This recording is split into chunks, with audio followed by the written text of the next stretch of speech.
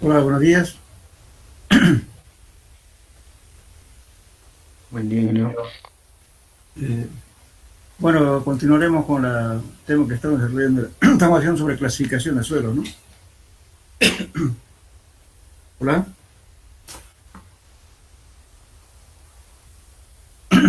Sí, sí, ingeniero, se escucha. Habíamos visto la clasificación de suelos según norma ASTO. Ahora vamos a ver una norma que ya no está en vigencia, pero sin embargo, este sistema de clasificación de aeropuertos dio origen a la norma SUB. Entonces, este sistema fue propuesto en el año 1942 por Arthur Casagrande, de la Universidad de Harvard. Y lógicamente fue más utilizado, digamos, para construcción de aeropuertos. Y lo mismo allá se utilizaban la malla número 200 como límites para poder clasificar los suelos en suelo granular y suelos finos. Y entonces lo rescatable de este método, que ya no está en vigencia, es que podemos utilizar la misma nomenclatura que se utiliza en el sistema SUB y en norma ACTM. Por ejemplo, cuando hablamos lógicamente está de la nomenclatura del idioma inglés, donde decimos, por ejemplo, SF, ¿no es cierto?, arenas con finos, que no califican como SC.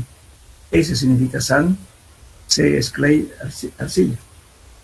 Equivalente aquí sand es finos. M son suelos inorgánicos que se consideran finos, o también como limos. H es de suelos de alta compresibilidad, en inglés high compressibility. L es de baja compresibilidad, low compressibility, baja. C, cimentación, o también se llama clay, es arcilla.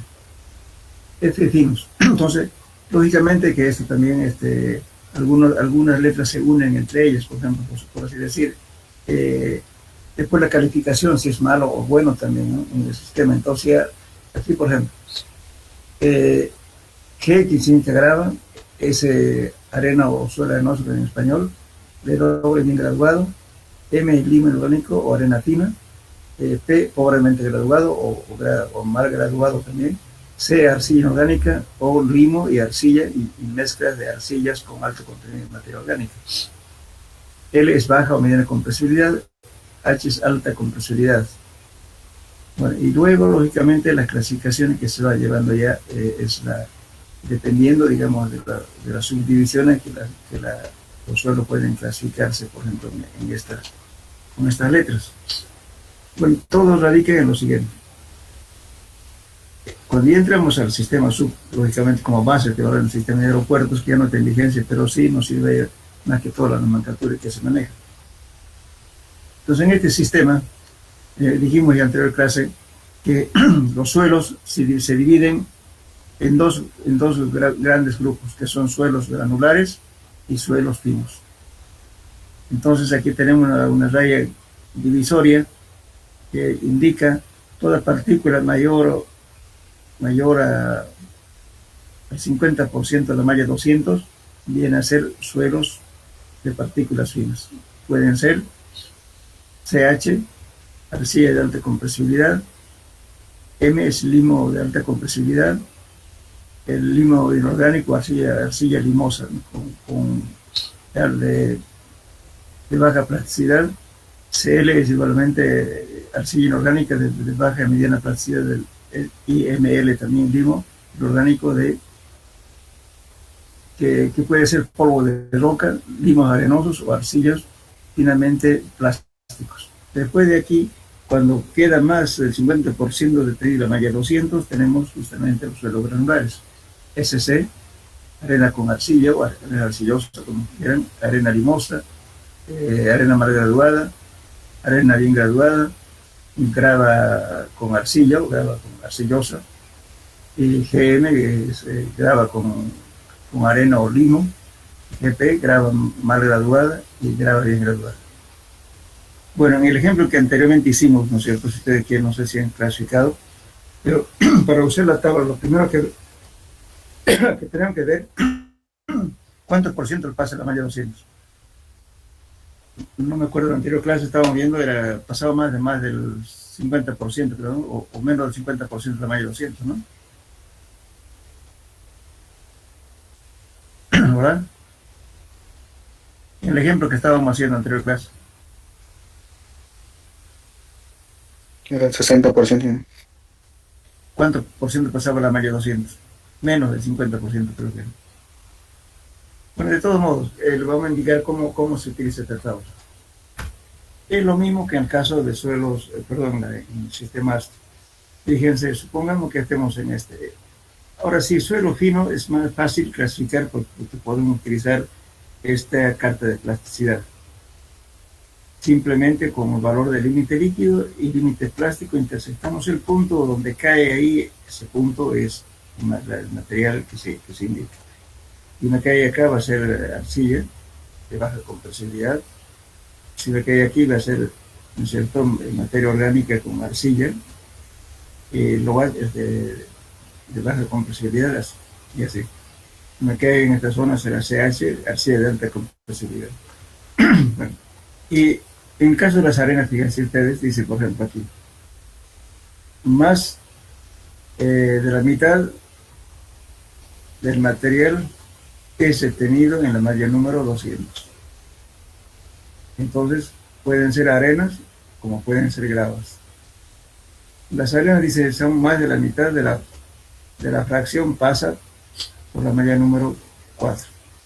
En ese caso pueden ser SC, SM o SP o SW. Ahora, en este caso, si más de la mitad de la fracción gruesa es detenido en la malla número 4, entonces necesariamente son gravas con arcilla, gravas con limo, gravas con arena o gravas bien graduadas, pobremente graduadas o gravas bien graduadas. Eso va a depender justamente que para poder calificar si es mal o bueno, nos basamos en esto. En la curva granulométrica vamos a sacar el D30, que es este de aquí, de sub 30, de sub 10 y de sub 60. Entonces, de sub D30 al cuadrado entre D sub 10 y D sub 60, si está en este rango de 1 y 3, significa que el suelo está, o el material que estamos analizando está bien graduado. Si difieren de 1 y 3, entonces está mal graduado. Y nos pasamos justamente, este es un parámetro de ayuda para poder identificar si está bien graduado o mal graduado. Entonces, esto más que todo lógicamente aquí no es como en el sistema ASTRO, que el sistema ASTRO, el índice de grupo es identificar, que nos permite exactamente clasificar en diferentes grupos. O sea, es mucho más simple de manera. Pero aquí, lógicamente, nos estamos pasando con la ayuda de esto. Siempre por eso es conveniente que las mallas que se utilicen para la granulometría, entonces hay que hacer un poco más, mayor cantidad de mallas para tener estos valores. Bueno, pero aquí igualmente, como estas son ayudas, fíjense, y tenemos, por ejemplo, cuando son gravas o arenas. Pueden ser gravas mal graduadas, bien graduadas, perdón, grava mal graduada, arena bien graduada o arena mal graduada. ¿Cuándo ocurre eso? Si menos del 5% del material pasa a través de la malla 200. Indica, ¿no es cierto?, que P es pobremente graduado. Depende de los valores como le estaba diciendo, de sub U y de sub C. De eso depende calificar si bien o mal. Esto si pasa menos del 5%, son directamente gravas. Ahora, gravas y arenas. Estos suelos se clasifican así si más del 12% pasa el material a través de la malla 200. Y la designación limo o arcilla se determina después de hacer los valores del límite líquido y límite plástico. Y lógicamente también utilizando la malla número 40, ¿no? Si tiene grado o no, sí. Entonces, utilizando los criterios de la carta de plasticidad que se indican en el cuadro C11. Entonces, eso pueden ser GM, grava con limo, grava con arcilla, arena limosa o arena arcillosa. Así tenemos igualmente aquí las gravas y las arenas se pueden clasificar en GW. También pueden utilizar doble nomenclatura. Y esto solo ocurre cuando si entre 5 y 12% del material pasa a través de la malla número 200, pues puede llevar doble nomenclatura. Entonces, fíjense aquí, está diciendo grava bien graduada. Cuando va esto, quiere decir que también puede ser grava con arcilla.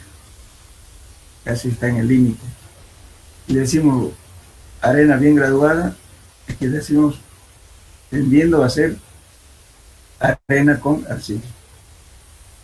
Aquí decimos lo mismo, grava bien graduada, tendiendo a ser grava con arcilla. Eso ocurre cuando si entre el 5 y 12% del material pasa a través de la malla 200. Los suelos se consideran de grano fino, si más del 50 pasa la malla número 200. Eso no es siempre. Puede ser ML o LCL. ¿Cuándo ocurre eso? Si los límites líquidos son menores a 50%, se escribe directamente con este prefijo L, quiere decir baja. Entonces el limo es de baja compresibilidad.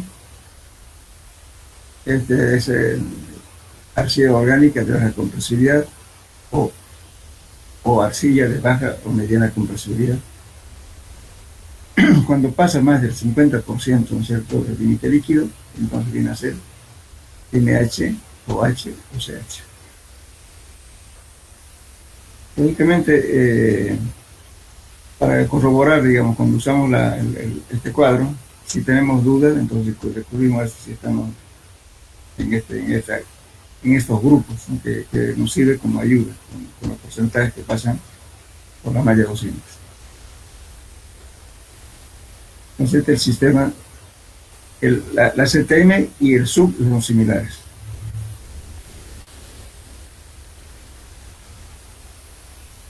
Bueno,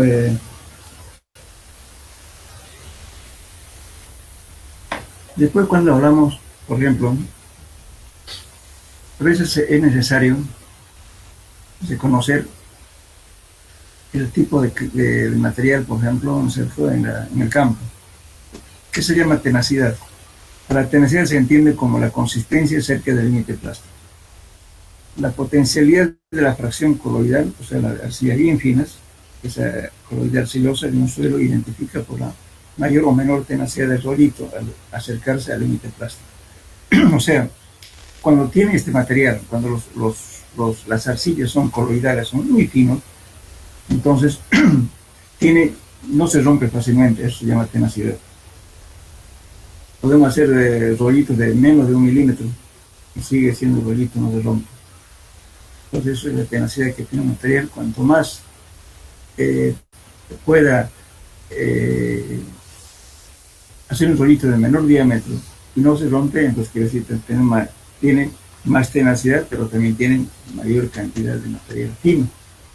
Por ejemplo, aquí decimos la debilidad del rollito en el límite plástico y la pérdida rápida de coherencia de la muestra, el límite, indica la presencia de arcilla inorgánica de baja plasticidad de material como la arcilla de tipo caolín. El caolín no es muy activa, en cambio, y tenemos una diferencia, el material con la homosilonita, por ejemplo, es entonces bastante activa. Por consiguiente, esto se va a comportar con mayor tenacidad que el caolín. Después otro ensayo que se hace en el campo es lo siguiente. Estoy hablando de una clasificación visual, por si acaso. Pongamos que no tienen tabla, no tienen nada, pero quieran saber si tiene mucho fino o poco fino. Entonces, que se hace este ensayo que se llama dilatancia y reacción al agitado. Por ejemplo, si preparamos una muestra de suelo, se golpea con la mano, obtenemos diferentes reacciones. Una reacción positiva consiste en la aparición de agua en la superficie de la pastilla, la cual cambia, adquiere una consistencia lustrosa. O sea, cuando pasamos de una mano a otra mano, inmediatamente pasa, ¿no es cierto?, a que en la superficie del suelo aparece una película de agua, pero significa que ese suelo que tiende a ser más granular. Cuando la pastilla se aprieta entre los dedos, el agua y el luto desaparecen en la superficie. La pastilla se vuelve tiesa y finalmente se agrieta y se desmorona. La rapidez de la aparición del agua durante el agitado y su desaparición durante el apretado sirve para identificar el carácter de finos en el suelo.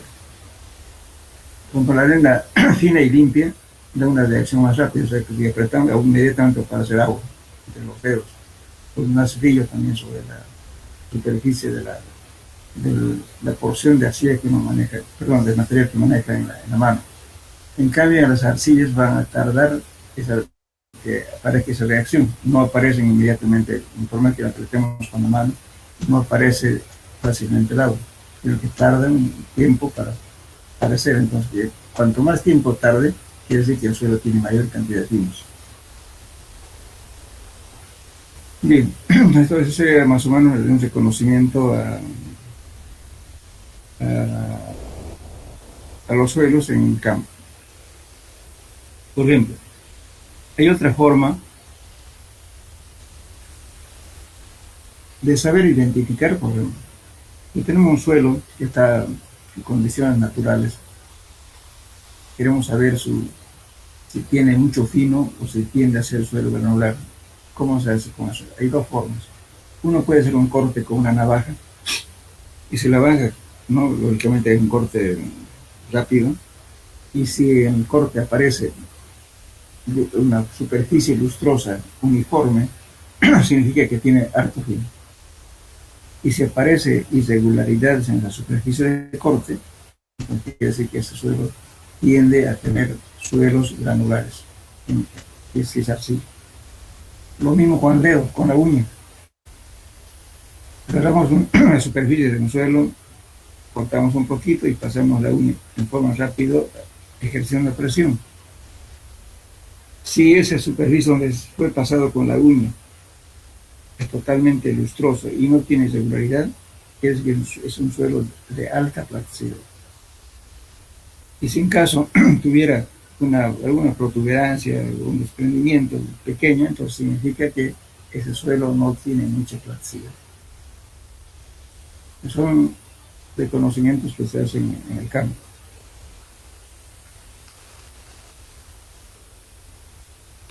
Bueno, por último vamos a ver otro sistema que se maneja muy poco en nuestro medio, pero es conveniente saber.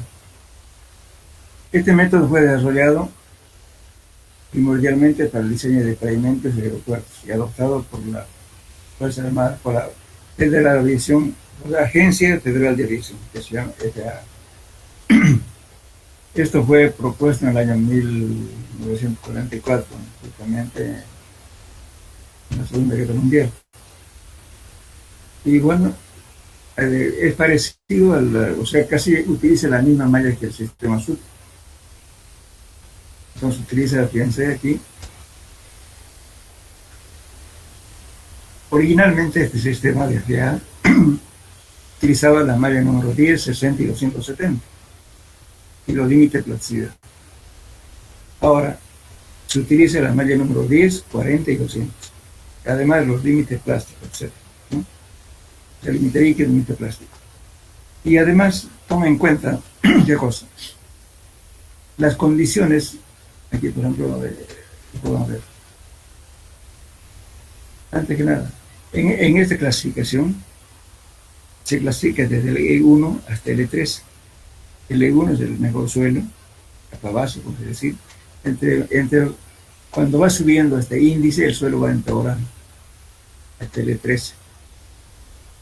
Entonces los suelos granulares son generalmente desde E1 hasta E4. Desde el E5 hasta el E12 son materiales finos. El E13 es casi turba, un material que no sirve para obras de ingeniería. Entonces en este sistema también, o sea, lo que decíamos, la E13 es una turba de detrito que equivale a un suelo A8 en sistemas que no utilizamos en construcciones más para agricultura.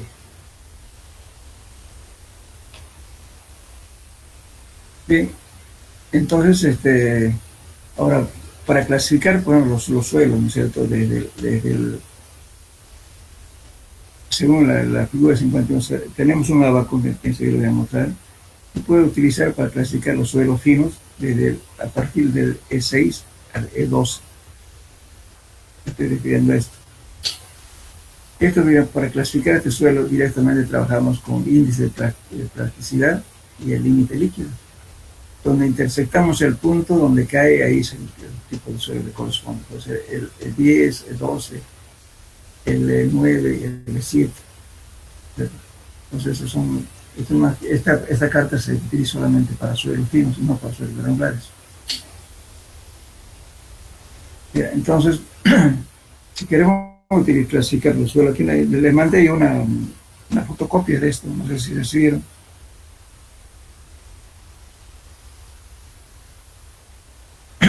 Hola.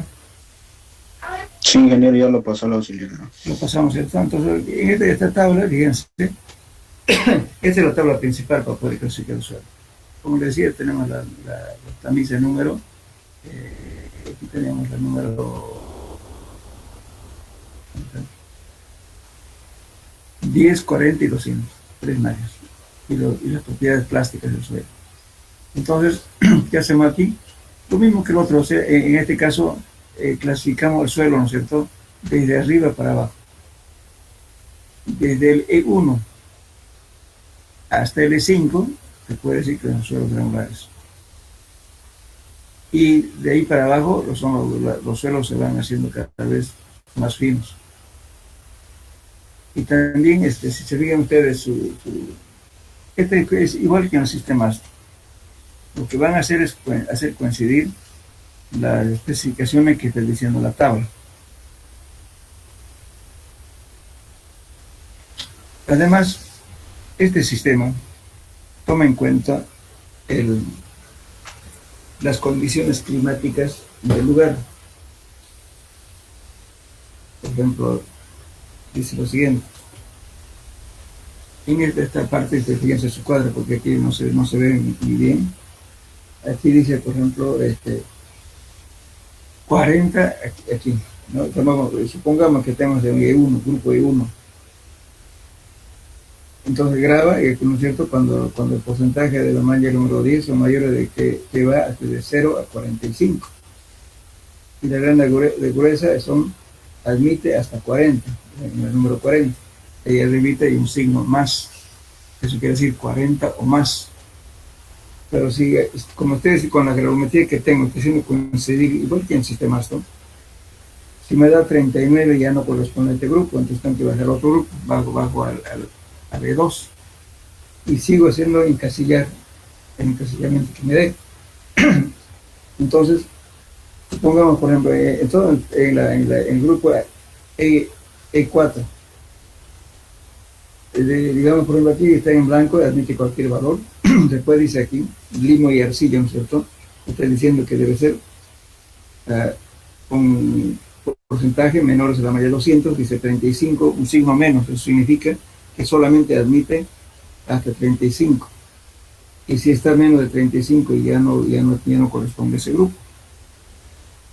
Igual el límite plástico está diciendo que el límite líquido debe ser 35 o menos. Si es 36 ya no corresponde a ese grupo. Igualito que en el sistema. Índice de plasticidad también dice 10 o menos. Ahora si fuera 11 ya no corresponde a este grupo. Entonces tenemos que ir buscando sucesivamente en cuál de los grupos encasilla con todos los datos que tengo. Además, toma en cuenta la categoría como subyacente. Habla de buen drenaje y drenaje pobre. Por ejemplo, cuando supongamos que el espesor del pavimento eh, tiene 15 centímetros, digamos, y la helada, estas son las regiones frías, y tiene humedad del suelo, si la helada tiene mayor al espesor del pavimento, se considera helada severa. Si el congelamiento de hielo no fue menor que la capa de herradura, entonces decimos que poca helada o sin helada. Entonces ahí, por ejemplo, estamos considerando las condiciones climáticas y el tipo de drenaje. Supongamos que estamos con el suelo E1. Me estoy dando, cuando el suelo tiene buen drenaje, me dice FA y RA. ¿Qué significa eso? De que es adecuado para obras de pavimento flexible y pavimento rígido. Si tuviera helada severa, también me sirve, lo me sigue calificando como FA, RA. Ahora, si tuviera drenaje pobre, sin helada, me sigue calificando FA, RA, también con helada severa, FA, RA. Pero ¿qué ocurre si nos vamos un poco más abajo? Fíjense en el E4. Ya me está diciendo, cuando hablo buen drenaje, sin helada, dice, para pavimento flexible ya es B1, ya no califica tan bien, ya está empeorando. Y pavimento rígido sí, todavía sigue calificando como RA. Y sí, con helada severa me califica nomás como F1 también y RA. Pero si tengo drenaje pobre, me califica como F2. Cuando aumente ese índice, quiere decir que va empeorando el suelo. Y también para el pavimento rígido ya es RB si tiene drenaje pobre. Y si es con helada severa ya me califica F3. Y también para el pavimento rígido me califica RB. Y cuando estos índices van aumentando, quiere decir que va empeorando la calidad del suelo para los fines que estamos persiguiendo. Como les digo, esto es más aplicado a aeropuertos y carreteras.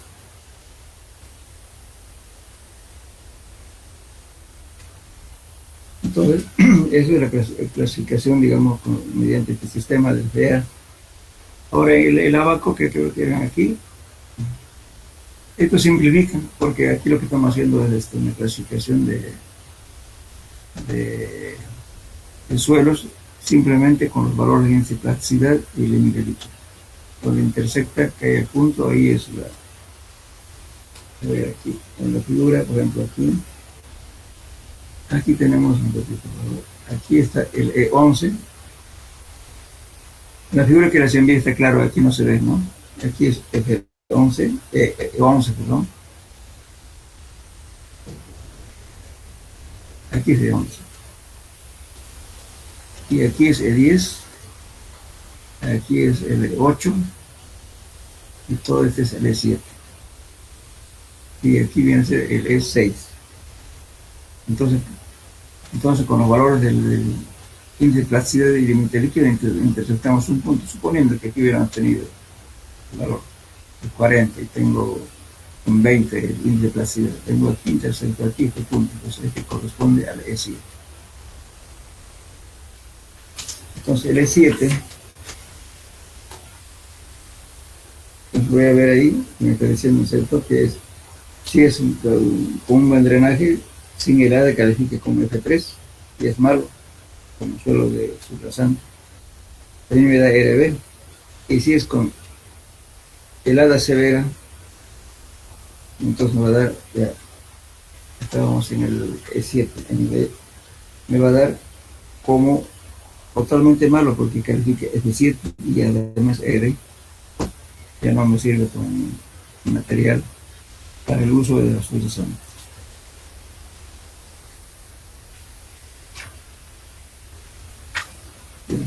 De todos modos, aquí tiene un ejemplo. Bueno, se considera hasta la tabla que les indiqué y van a calificar este suelo. Es clasificación. Y se denota la clasificación de este modo. Igualmente, el sistema ASTRO, el suelo corresponde al E5, pero califica F2 para pavimentos pasivos. Si es para el E2, entonces clasificarán, tendrán que poner el valor R. O si quieren también pueden poner aquí F2-R tanto, porque clasifica, para pavimentos pasivos califica esto, y para pavimentos líquidos califica calificación para ambos casos. Entonces con este cuadrito que ven aquí, contemos haciendo la práctica, vamos a ver el ejemplo. Entonces aquí simplemente hacer coincidir con los valores que me está dando en el cuadro. Bueno, eso sería en cuanto a todo lo que es clasificación de suelos. Lo importante de este tema es que tienen que saber el sistema ASTO, el sistema SU, que es igual a la ACTM. Esta de la FA es más, muy esporádicamente se utiliza este sistema.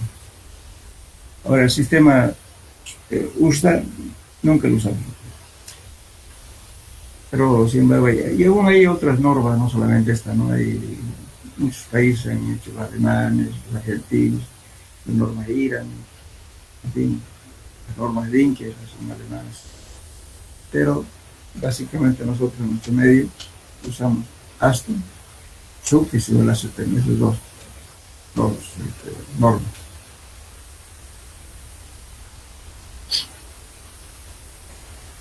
¿No?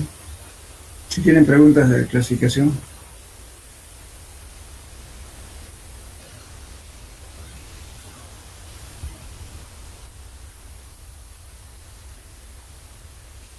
¿Alguna duda, jóvenes?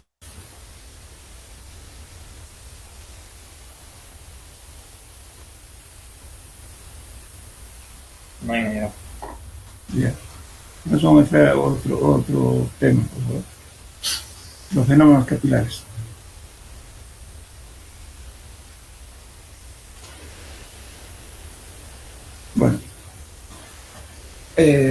Bueno, esto más que todo un conocimiento básico, ¿no es cierto?, de lo que es la capilaridad. Todos los materiales naturales poseen fuerzas intermoleculares. Estas fuerzas pueden ser denominadas de cohesión para las fuerzas moleculares internas y de adhesión para el caso de atracción entre moléculas de materiales diferentes, tales como el agua y el vidrio. A ver, aquí, ¿por qué estamos hablando de esto?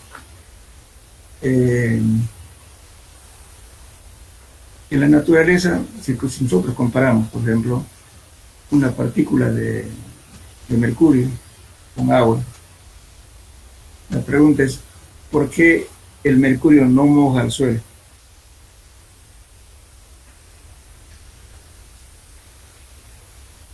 ¿Quién me puede decir eso? Ustedes conocen el mercurio, ¿no es cierto? Porque su consistencia puede ser muy densa. Exactamente, su valor de cohesión es muy grande, o sea, la fuerza interna de cohesión es grande. Por eso es que el mercurio, si ustedes lo echan al suelo, se van a mantener esféricas, de diferentes tamaños, pero esféricas, no mojan al suelo. En cambio, el agua, si ustedes echan el agua, ¿qué va a pasar? Se dispersa, ¿verdad? Y inmediatamente moja cualquier superficie que toque. Entonces la diferencia es que la fuerza del mercurio tiene la fuerza de cohesión muy grandes, pero la fuerza de adhesión nula. En cambio, en el agua, lo contrario, la fuerza de cohesión es casi cero y las fuerzas de adhesión son muy grandes. Por eso el agua penetra a cualquier orificio, a cualquier espacio vacío que haya dentro del agua. Y por eso también es uno de los disolventes más grandes en la naturaleza que tenemos, el agua.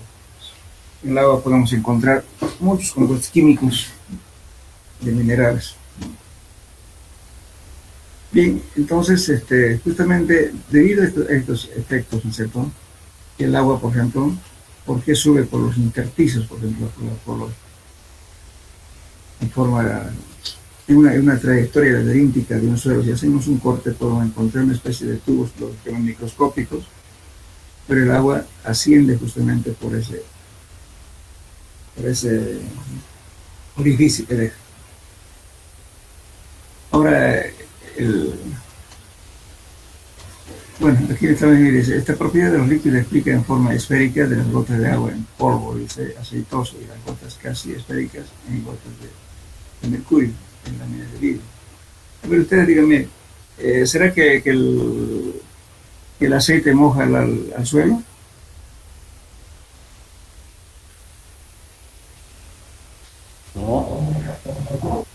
Teóricamente no, ¿no es cierto? Ni tampoco se junta con el agua, ¿no ves? Pero esa es una teoría que no se cumple al 100%. Por ejemplo, digamos, los hidrocarburos livianos sí se disuelven con agua. Por ejemplo, el aceite sulfonado.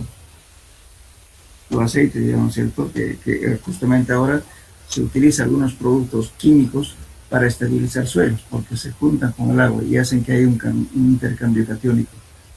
Entonces, eso se llama aceite sulfonado. Su nombre industrial lo han puesto como pez cóndor. Y eso es, entonces, eso moja más bien es diferente acción que el aceite común. O sea, teóricamente decimos que el aceite nunca se junta con el agua, pero sí, algunos aceites se juntan. Y justamente ese mismo aceite utilizan los torneros, por ejemplo, cuando ustedes ven con una especie de leche para que no desgasten mucho la herramienta, es un aceite sulfonado. Bien, pero nosotros vamos a otra cosa, ¿no es cierto? Cuando hablamos de fuerza de cohesión, hablamos de fuerzas moleculares internas grandes, como el caso del mercurio. Si hablamos de la fuerza de adhesión, vamos a hablar que la atracción entre moléculas de materiales, ¿no? Son diferentes, como el agua y el vidrio. Por ejemplo, digamos, si colocamos un tubo de vidrio, el agua va a ascender por el conducto del vidrio. Además está venciendo a la fuerza gravitatoria, digamos, para que suba el agua. Entonces aquí le podemos ver, fíjense, tenemos aquí un corte, una zanja, y podemos medir, digamos, aquí está el nivel freático, a partir de aquí para abajo hay agua, porque aquí de este suelo está sumergido, y aquí tenemos el nivel freático, y el agua aquí tenemos humedad, aquí, hasta el nivel de saturación, el agua por capilaridad ha saturado hasta aquí. Y lógicamente después el agua sigue ascendiendo hasta una cierta altura, se llama nivel capilar. Entonces el agua subió desde aquí hasta aquí. Entonces eso se llama capilaridad. Bueno, si hacemos un esquema, hablamos de grado de saturación y aquí hablamos profundidad. Pues fíjense, yo tengo acá esta curva de acá, pero llega un momento, ¿no es cierto?, del nivel de saturación para abajo, el suelo está completamente saturado, al 100%. Bien, entonces, la ascensión capilar justamente se debe a la atracción molecular que existe entre el suelo, entre la partícula sólida y la partícula de agua. Cuanto más fino sea el suelo, la ascensión capilar es mayor. Bueno, entonces, me dirán ustedes con qué interés tenemos en el suelo de hablar de capilaridad.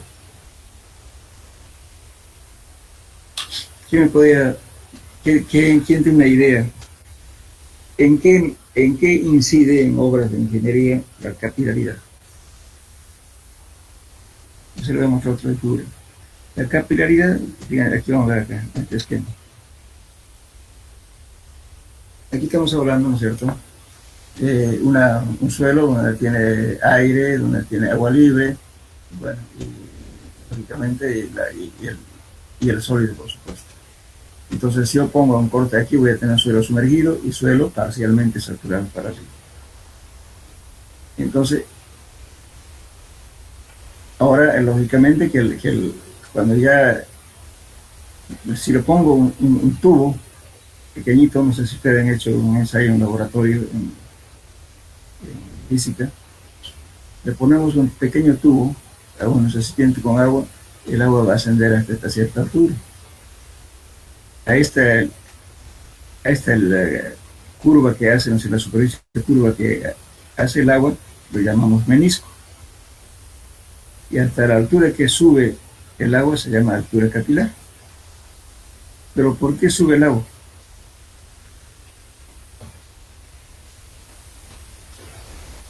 ¿En qué nos puede? Perdón. A ver, ¿en qué nos puede afectar como ingenieros, como constructores? ¿Al vidrio? ¿Cómo?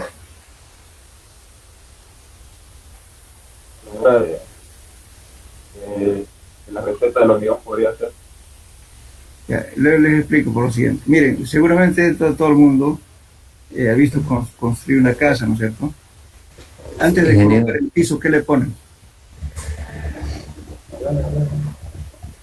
Hay que impermeabilizar un plástico, ingeniero, para la humedad.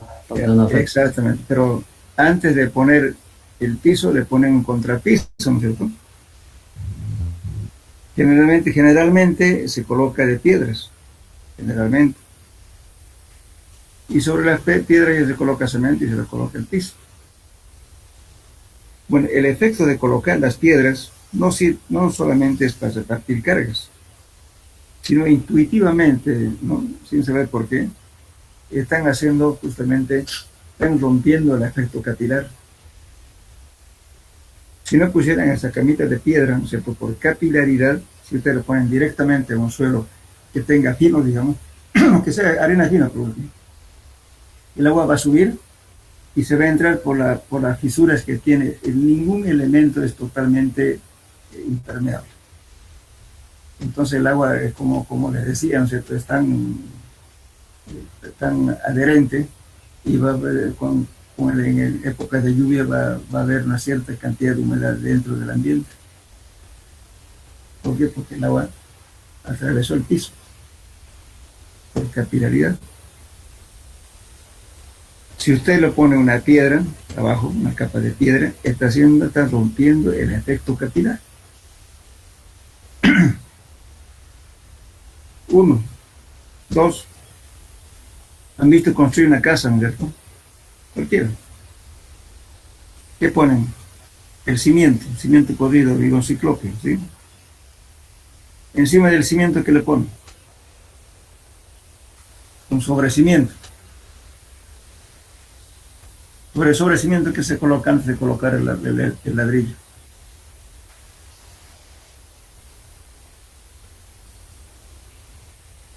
Supongo que han visto todos construir una casa, ¿no? ¿Qué se coloca sobre el sobrecimiento antes de colocar el ladrillo, el muro de ladrillo?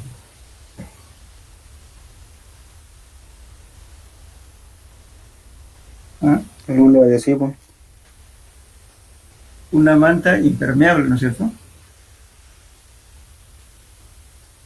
Plástico con un poco de alquitrán, o en su defecto un cartón asfáltico, ¿no es cierto?, sobre el sobrecimiento. Y recién colocan el ladrillo. ¿Y por qué están haciendo eso?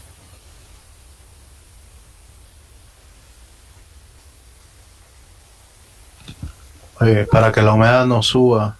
Exactamente, para que el material, ingeniero. la humedad no suba, el agua no suba por capilaridad y se transmite por el revoque, ¿no es cierto? Y después va a caer por los cielos rasos unas gotas de agua y su pared va a estar sudada, húmeda.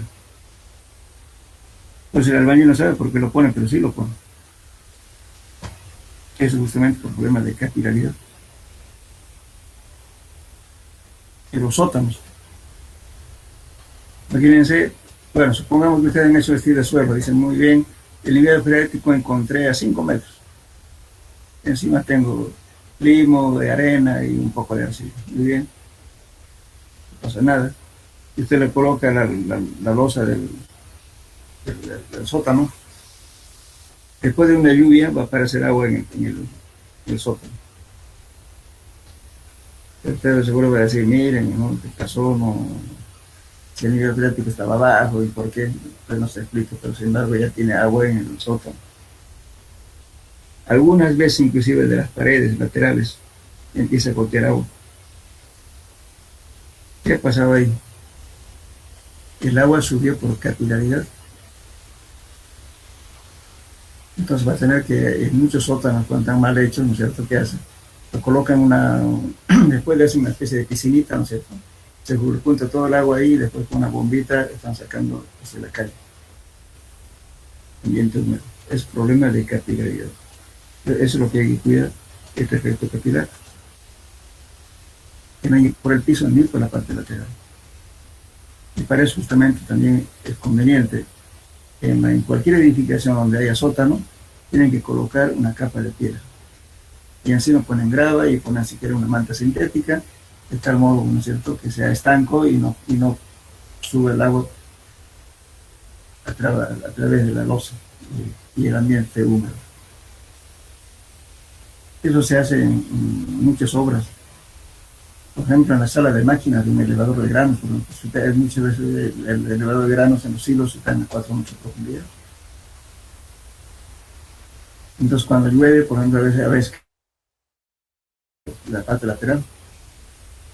Ahora también los gasolineras, hidrocarburos ahora está obligando a que los tanques sean enterados y además sean de hormigón, ya no de metal como eran antes. Entonces, todo eso hay que impermeabilizar. No puede entrar el agua por ningún lado. Entonces hay que utilizar inclusive el hormigón con impermeabilizante, hay que mezclar y bueno, un tratamiento especial para que no entre el agua por capilaridad. En el caso de las arcillas, la capilaridad se puede hasta 30-32 metros de altura. Justamente viene este famoso dren francés. ¿Qué es un dren francés? No es más que una capa de piedra que se coloca para evitar la ascensión capilar. Muchas veces, por ejemplo, en terraplenes, estamos haciendo carreteras, cuando vemos que estamos trabajando con limos o arena con un poco de arcilla, como subrasante, ¿no es cierto? Estamos levantando el terraplén y para que no siga subiendo la capilaridad hacia arriba, hacia la superficie, digamos, el pavimento, se coloca una capa de piedra. Eso se llama dren francés. Entonces el agua sube hasta ahí, pero ya no sube más. ¿Por qué? Porque justamente la altura capilar es inversamente al diámetro del conducto. Entonces con la piedra lo anulamos la ascensión capilar. Al subir hasta cierta parte, podemos subir. ¿Con qué? ¿Por qué? A ver qué es importante en un terraplén de capilaridad.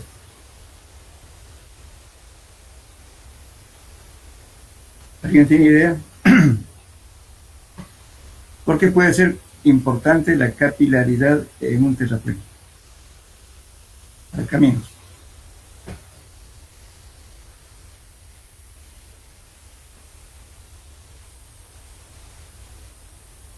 ¿No tienen idea? Supongamos, generalmente en los caminos se van a fijar, agarran tierra, ¿no es cierto?, de la parte lateral de la carretera y levantan con el mismo suelo del terraplén. Entonces al pie del terraplén queda ya un pozo, al otro lado también. Entonces cuando llueve, ¿qué ocurre? Se acumula agua. Entonces por vasos comunicantes, ¿no es cierto?, la altura del lado izquierdo va a ser igual al lado derecho también, entonces ahí vasos comunicantes en la superficie libre. Y entonces el agua empieza, como está en comunicación, el agua empieza a ascender para arriba. Entonces esa agua va a ascender, si el suelo tiene bastante fino, entonces inclusive va a tratar de pasar en la capa base que está colocada y por tanto va a subir de abajo hacia arriba, inclusive como partículas de agua en la superficie. Después de una lluvia van a ver ustedes que ya no llueve, pero sin embargo en el piso tiene una de agua que están saliendo de abajo hacia arriba. Eso netamente es problema de capilaridad. Siempre es de esperar que el agua entre de arriba hacia abajo, no de abajo hacia arriba. Entonces, ¿cuál es el efecto? Entonces, como ustedes tienen capa base, que son piedras de 2 pulgadas, 1,5, etcétera, y bueno, y abajo tienen otro material que la subrasante, que es un material no muy adecuado, pero de menor calidad. Entonces, bueno, resulta que con la saturación del suelo por capilaridad empiezan a mezclarse entre ellas. Las partículas grandes que estaban arriba en capa base se precipitan para abajo poco a poco y la parte fina sube para arriba. Entonces, cuando ocurre eso, resulta que el fino se está yendo para arriba y el grueso está bajando para abajo. Entonces, lo que era capa base ya no es más capa base, pierde su capacidad de soporte. Entonces, esa capacidad de soporte se lo pasa a la capa de rodadura, al pavimento. El pavimento no está hecho para aguantar tanto peso, tanto tráfico, y por tanto se empieza a desintegrarse. Aparece primeramente fisuras, después aparecen baches y después se arruina la carretera. Listo, entonces está arruinado el asunto. Pues por eso algunas veces se colocan, como le digo, de un francés, o también últimamente se está colocando geotextiles para evitar este problema de contaminación por el efecto capilar. Donde hay piedra hay que poner esa capa, donde hay arcilla, puede meterte rápido con limo o arcilla, pero hay que poner algo que no afecte la capilaridad. Bien, entonces por eso cuando se hace una evaluación de carreteras, seguramente va a hablar el ingeniero de carreteras sobre esto, pero más o menos con el enfoque desde el punto de vista de suelos. Cuando está apareciendo los baches, ya no es conveniente hacer un resellado, porque ya es un problema. Hay dos tipos de problemas en pavimento, que es un problema netamente superficial, que sería desde el pavimento. El otro es estructural. Estructural es todo lo terraplano, entonces es un fregado. ¿Por qué? Porque tienen que sacar el material, evaluar el material y tal vez tengan que deshacer todo. Entonces, ¿cómo se evalúa eso? Primeramente se corta un pedazo de pavimento, no importa que sea rígido o flexible, y luego se mide la densidad en sitio de arriba en diferentes capas. Se hace la curva de compactación del material que se extrae y se revisa, ¿no es cierto?, con cuánto por ciento de compactación hay, y además la clasificación del suelo. Y también le va a chequear su CBR.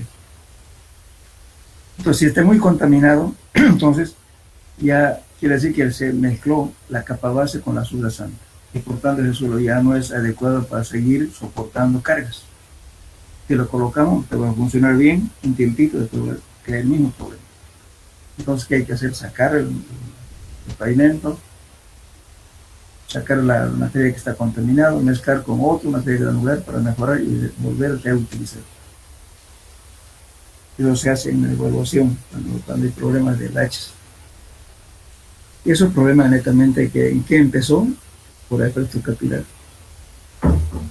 No se tomó en cuenta esa presencia de agua que por abaratar costos constructivos, a veces se utiliza el material de la parte lateral, pero no se hace salida de agua.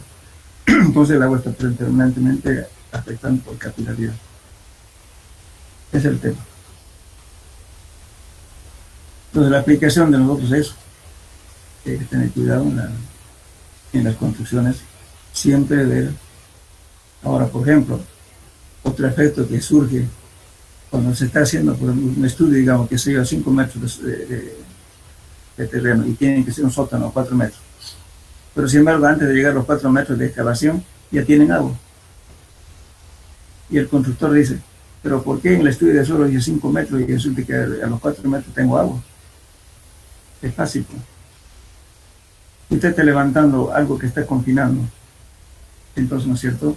Entonces la presión que está ejerciendo el agua vence la presión que está de arriba, y por consiguiente el agua sube. Tengo una lagunita ahí. Entonces siempre es conveniente cuando se hacen edificaciones grandes o a mayor profundidad, se debe controlar la ascensión capilar colocando piezómetros.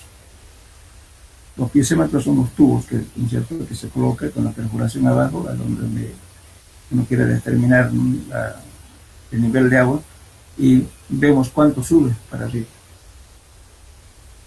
en diferentes épocas del año. Pues no es nomás por eso, hacer nomás un edificio te hablan de edificios grandes, por supuesto. Entonces se tiene que controlar, se colocan piezómetros. En los edificios que están construyendo en la avenida San Martín, uno que se va a medir ese edificio que va a ser más alto de Santa Cruz, se han colocado justamente piezómetros para poder controlar, saber qué nivel, cómo fluctúan los niveles de agua. ¿Por qué? Porque justamente ahí creo que tiene 4 niveles de sótano, que está profundo. Hay que tener ese problema netamente de capilaridad. Bueno, eso más o menos es el concepto de este temita que estamos viendo. A veces uno no dice, no incide en nada, eso es falso. Al agua hay que tener respeto y miedo.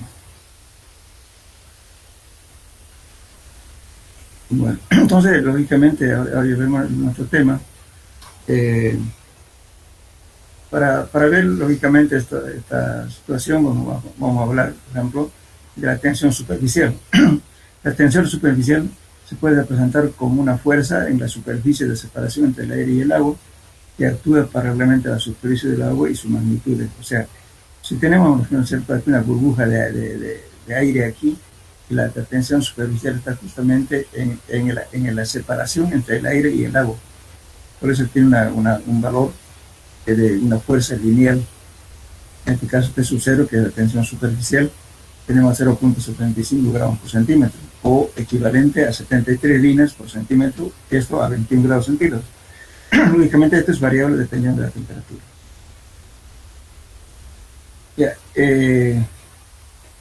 Ahora, tenemos también la tensión capilar. La tensión capilar, la atracción del agua por las partículas del suelo o por el vidrio limpio es igual o mayor magnitud que la tensión superficial. Por tanto, una tensión en la superficie de separación y extendida se extiende a lo largo de cualquier de estos materiales. Si se obstaculiza por alguna fuerza como la gravedad, lo que se extiende a la superficie de separación aire-agua, esta se estira formando una tensión, una superficie curva, que se llama menisco, y se produce esfuerzos de tensión en el agua. Este esfuerzo se llama tensión capilar. Por ejemplo, esta tensión superficial, el suelo puede tener 3 valores. La tensión superficial va a ser 0 cuando el suelo está completamente seco. También va a ser 0 cuando está completamente saturado, ¿verdad? Y cuando la tensión superficial es máxima.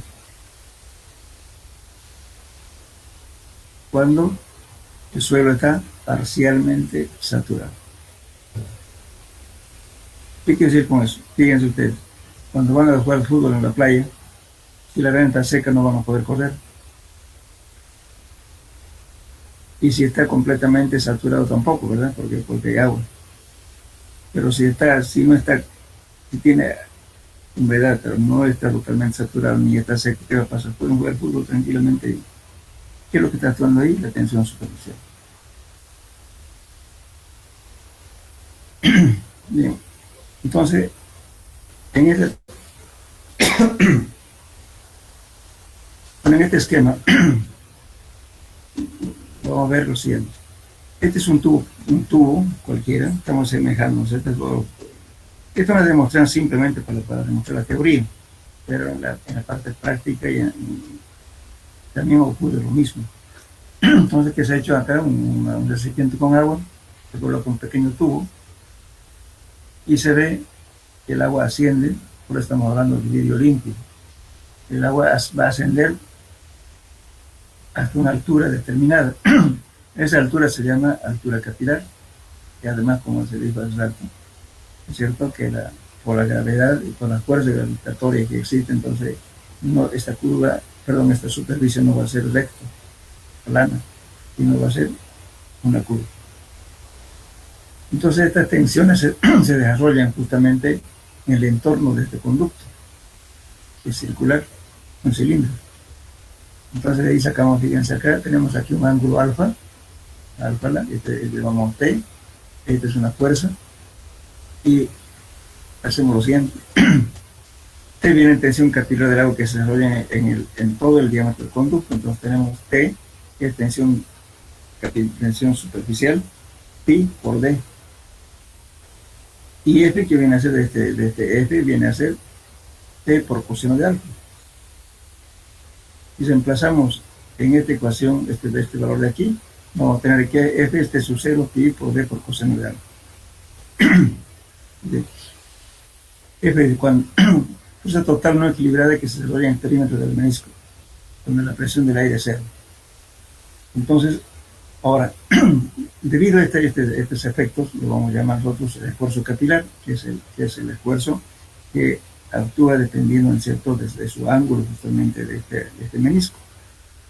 Entonces tenemos aquí, U es un esfuerzo, viene a ser fuerza sobre área. Esta fuerza, que es esta de acá, y el área es el área justamente del cilindro, es pi por d al cuadrado sobre 4. Entonces esto es para un ángulo cualquiera. Entonces tenemos, haciendo pasos algebraicos, vamos a tener que hacer 4t sub 0 coseno de alfa sobre d, desde el diámetro del conducto. Entonces, este valor de esfuerzo capilar es para un ángulo cualquiera. Pero podemos conocer particularmente esto.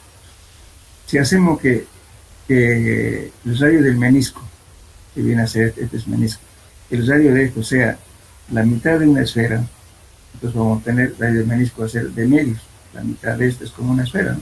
Cuando una esfera, el radio del menisco va a ser de medios, ¿no es cierto? La mitad, entonces estamos haciendo aquí que esta superficie sea la mitad de una esfera. En ese caso tenemos el radio del menisco igual a d medios. Entonces, reemplazando la ecuación, por aquí tenemos coseno de alfa de medios sobre radio del menisco, que estamos hablando de esto. Entonces vamos a tener de coseno de alfa por radio del menisco. Y si reemplazamos en esta ecuación que vimos inicialmente, que era esta de aquí, reemplazando estos valores, vamos a tener 4t sub 0, y aquí d es igual a 2 coseno de alfa por radio del menisco. Entonces se van con todo esto, nos queda 2t sub 0 radio del menisco. Esto cuando estamos considerando que la superficie del menisco es la mitad de una esfera. El otro caso, ¿cuándo sería? Cuando tendríamos una superficie plana. En ese caso, alfa es 0. Pues si alfa es 0, ¿qué hacemos? Coseno de 0, ¿cuánto es? 1. Perdón, en esta ecuación. En este coseno de 0 es 1. Entonces nos va a quedar directamente 4t sub 0 sobre d. Entonces esto va a ser entonces la tensión máxima. Si tuviera este menisco completamente horizontal. Bien, entonces eso sería en 3 casos. Uno, cuando tiene un ángulo cualquiera, ¿no es cierto?, este menisco. Y otro cuando es la mitad de una esfera, y otro cuando lo consideramos que está totalmente plano. En 3 casos. Bueno, resulta que este asunto es bastante difícil tomar en cuenta, ¿no es cierto? Pero hay unas fórmulas empíricas que son bastante útiles para poder determinar. ¿De cómo vamos a hablarles? Primero hablaremos que lo que ocurre en el suelo. De esta misma ecuación, lo único que vamos a hacer es calcular la altura capilar. Si además el suelo está saturado y en humedad, la tensión capilar se reduce a 0 y la humedad es continua. Cuando un suelo saturado se expone al aire libre, se desarrolla la tensión capilar y se forman meniscos. La presión aplicada a un punto del fluido, el agua sigue del hidrostático. Entonces, ¿qué decimos aquí? Si sigue la hidrostasia, ¿qué va a pasar? Delta U, o sea, el esfuerzo capilar, va a ser igual a peso expresivo de agua multiplicado por un delta Z cualquiera. Entonces, de eso sacamos, fíjense aquí. Bien. Esa es una expresión que hacemos. De las tres ecuaciones que hemos visto para diferentes casos. Entonces decimos, bueno, este es un menisco y aquí está el agua colgada. Este es un menisco de temperatura capilar y lógicamente aquí tenemos un diagrama de presiones en este punto donde está el nivel freático, superficie libre, con diagrama aquí negativo y positivo. Pues tienen convenciones. Por eso justamente este signo, se van a fijar ustedes aquí al principio, está con negativo. Aquí. Esta es la tensión superficial con negativo, pero es cuestión convencionales. Entonces de eso estamos sacando esto, aquí negativo y aquí positivo. Entonces, aquí el agua colgada del menisco, esta es la ascensión capilar, y el esfuerzo del agua en un tubo capilar, ¿no? Nosotros tenemos así, el diagrama de este menisco. Entonces, ahora, ¿qué hacemos? El delta Z cualquiera lo estamos llamando la altura capilar. Y al U, el U máximo, fíjense, entonces este U para nosotros que viene a ser gamma del agua por delta Z. Entonces, reemplazando estas ecuaciones, tenemos un cierto que delta Z es igual a la altura capilar. Reemplazando las ecuaciones que ya vimos en su dato, vamos a llegar a esto. La altura capilar va a ser 4T sub 0 por D, diámetro del conducto, por gamma del agua. ¿Eso para qué caso era? De la ecuación que estamos empezando, ya entre tres ecuaciones. Uno hemos hablado para un ángulo cualquiera, otro cuando es la mitad de una esfera, y el otro es cuando es horizontal. Entonces tenemos tres ecuaciones. No, fíjense, esto es de 4 T sub 0 coseno de alfa sobre D, y otro es 2 T sub 0 por radio del menisco. Y el otro, cuando está plano, tenemos 4T sub 0 sobre D. O sea, son tres casos. Entonces estamos reemplazando la misma ecuación, entonces vamos a tener justamente la altura capilar para los tres casos. Uno es esto, 4T sub 0 sobre D por gamma del agua. Y esta altura capilar, para un algo cualquiera, tenemos 4T sub 0 coseno de alfa por gamma del agua por D. O sea, aquí tenemos la altura capilar para los tres casos. Bueno, ahora el asunto para poder, digamos, evaluar exactamente esto, porque es bastante difícil saber, por ejemplo, el diámetro del conducto. Entonces, lo que han hecho los autores aquí, por ejemplo, Hassen, ha hecho una formulita empírica, que más se utiliza este método, esta formulita, que viene a ser C, C es una constante que varía entre 0,1 centímetros cuadrados y 0,5 centímetros cuadrados. Va a depender del tipo de material, ¿no? Entonces, cuando sea más arcilloso, será más grande. Cuando sea menos arcilloso, entonces este valor más chico, este valor C. Y E es la relación de vacíos inalterado. D es el diámetro efectivo de Hassen que se calcula de una curva gravimétrica del suelo. Y con eso calculamos la altura capilar. Una fórmula empírica. Bien. Ahora, otra formulita que había aquí era esta. Esta también es otra fórmula empírica. Pero esta es más ambiguo, fíjense. Para fines prácticos se puede utilizar la siguiente relación. 0,306 dividido entre D. Pero lo difícil es encontrar este D, ¿dónde va a encontrar? En un libro especializado dicen, ¿no?, que en la arcilla puede ser el diámetro del conducto, tanto, pero eso es muy relevante, ¿no? Casi no se usa esta ecuación, pero a veces saca de apuro. Lo que más manejamos justamente es esta ecuación de Hassen para calcular la altura capilar.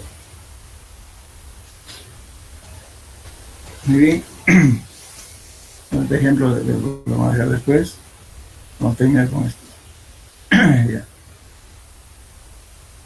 Ahora, esta ecuación viene aquí porque se ha colado acá. Factores que influyen en la capilaridad. La capilaridad es una función de muchas variables. Como La altura y la velocidad del movimiento capilar están influenciados por los siguientes factores. 1. Tensión superficial del agua, tiempo, temperatura, evaporación, contenido de humedad, densidad de su masa, tamaño de las partículas. Entonces, ¿qué te quieren decir aquí, no es cierto? Uno, primeramente, el tiempo. Justamente si medimos la ascensión capilar, aquí estamos poniendo la altura capilar versus días. Entonces, fíjense, la altura capilar ha subido poco a poco, hasta la altura máxima, y de ahí es asintótico. En este caso, a los 20 días, subió la ascensión capilar entre 20 días a la altura capilar máxima de 80 y se mantiene constante. Ya no sube más tampoco. Hasta ahí se equilibra. Es más o menos, es la curva que hace, ¿no es cierto?, la ascensión capilar en función del tiempo. Bueno, pero de eso va a depender esta altura capilar, como decimos aquí, ¿de qué depende? Tiempo, el tiempo que ocurre, la temperatura, la evaporación. ¿Pero quién me puede decir qué es evaporación?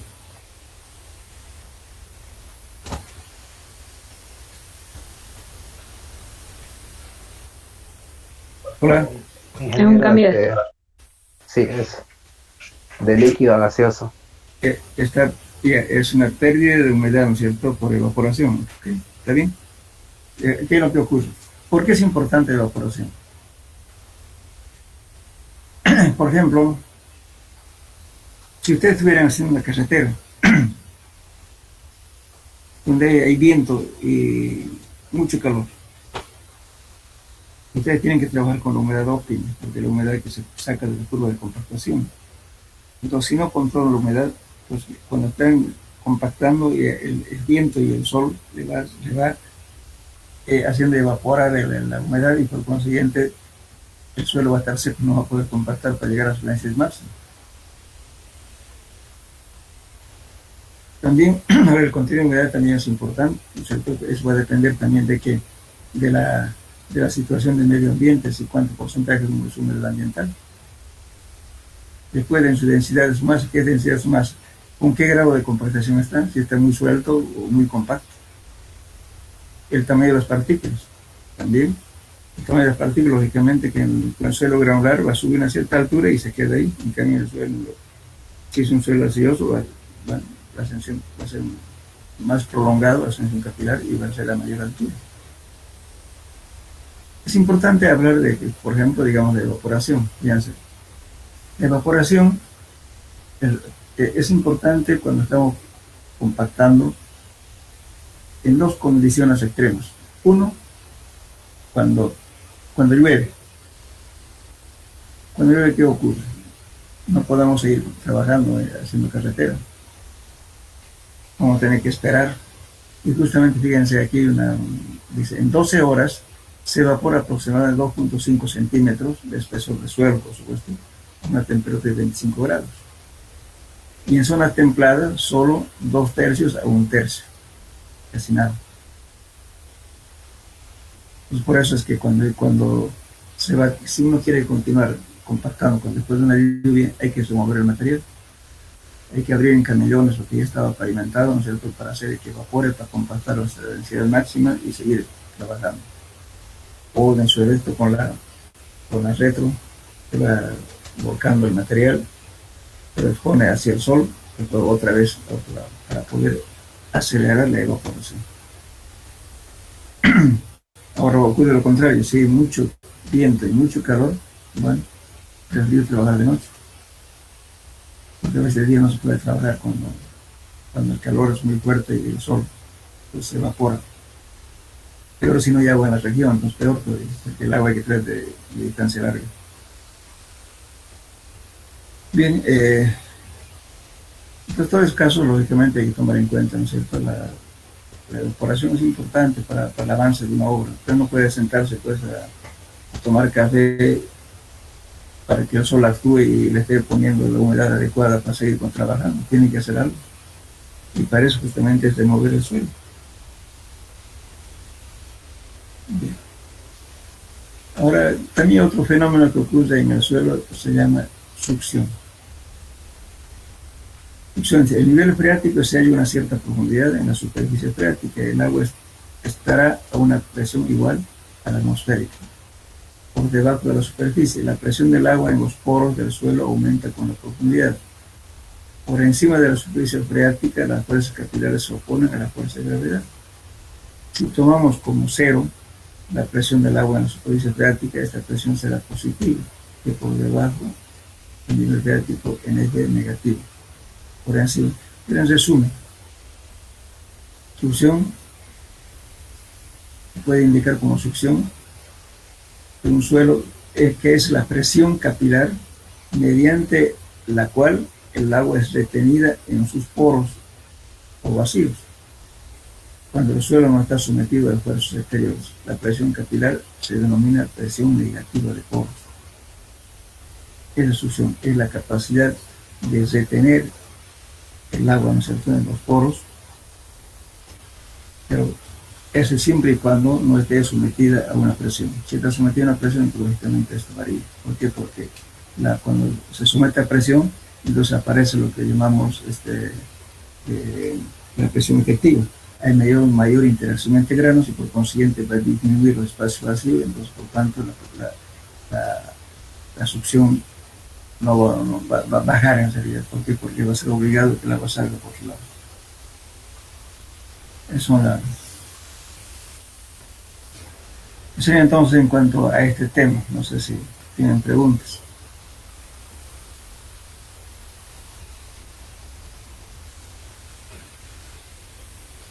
Hola. Hola, hola. Sí, ya se escucha.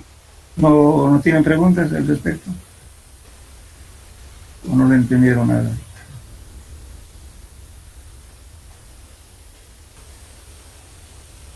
No. Entonces, dejaremos aquí la próxima clase, continuamos con otro tema que es propiedad hidráulica del suelo. Bien.